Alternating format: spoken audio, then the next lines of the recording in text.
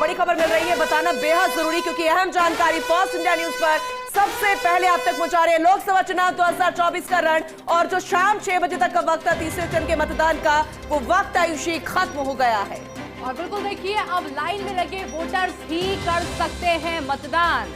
अब सिर्फ polling booth के अंदर पहुंचे लोग ही मतदान कर सकते हैं, यानी कि अंदर एंट्री नहीं दी जाएगी। अभी भी कई पोलिंग बूथों पर कतारें लगी हुई हैं। सुबह 7 बजे से शाम 6 बजे तक का मतदान का समय था और अब क्योंकि 6 बज चुके हैं, यानी कि मतदान समाप्त हो चुका है। जो अंदर मौजूद लोग हैं सिर्फ वही अब अपने वोट का इस्तेमाल कर सकते हैं।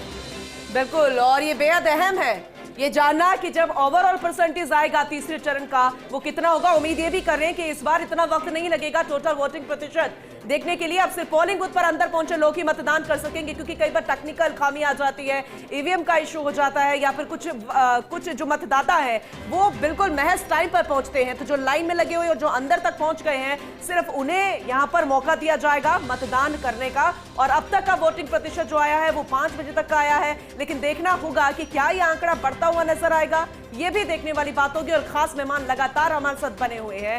चर्चा जारी है कि आखिर ये वोटिंग प्रतिशत क्या कुछ कहता नजर आ रहा है।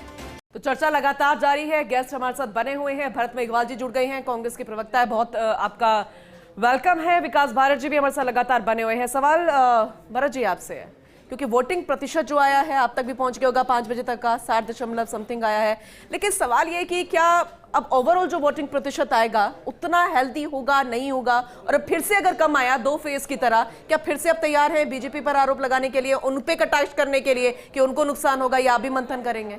देखिए, सबसे पहले तो एक टाइमलाइन फिक्स होनी चाहिए कि वोटिंग प्रतिशत का जो एंड है वो कब माना जाएगा।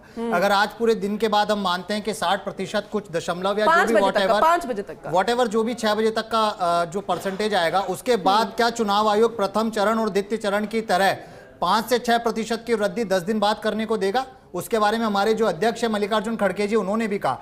तो निश्चित तौर पर जो वोटिंग का प्रतिशत है वो कम इसलिए है क्योंकि 2014 और 2019 के दौरान जब माननीय प्रधानमंत्री मोदी जी ने और भारतीय जनता पार्टी ने जिस तरीके से जुमलेबाजी की थी और जिस तरीके से युवाओं को, महिलाओं को, बेरोजगारों को, इन सबको उन मुद्दों के आधार पर वोट देने के लिए विवश किया था, वो सब मुद्दे अब गौण हो चुके हैं क्योंकि लोग और जनता ये जान चुकी है। हमने कई टीवी चैनल्स और आपके चैनल्स के माध्यम से भी देखा कि लोग कहते हैं कि 2014 और 2019 के जो मुद्दे थे वो मुद्दे गौण हो चुके हैं, वो मुद्दों पे भारतीय जनता पार्टी किसी भी तरह से खरी नहीं उतरी है। तो निश्चित तौर पर जो ये इनकी डर है, बौखलाहट है, वो इसी वजह से है क्योंकि जो चुनाव में प्रथम चरण के बाद प्रयास किए गए, इलेक्शन कमीशन को साथ लिया गया, पूरा प्रशासन तंत्र को साथ लिया गया, चाहे राजस्थान की बात हो, चाहे अभी मैं पिछले 1 घंटे से फर्स्ट इंडिया भी देख रहा था, हमने देखा गुजरात तक में आप देखिए कि वहां पर भी वोटिंग का प्रतिशत कम रहा, जहां से स्वयं माननीय प्रधानमंत्री जी आते हैं। तो कहीं ना कहीं यह चीज इंगित करती है कि भारतीय जनता पार्टी इस देश के लोगों की नब्ज को टटोलने में इस बार असफल रही है। और कांग्रेस पार्टी का न्याय पत्र, कांग्रेस पार्टी की गारंटी,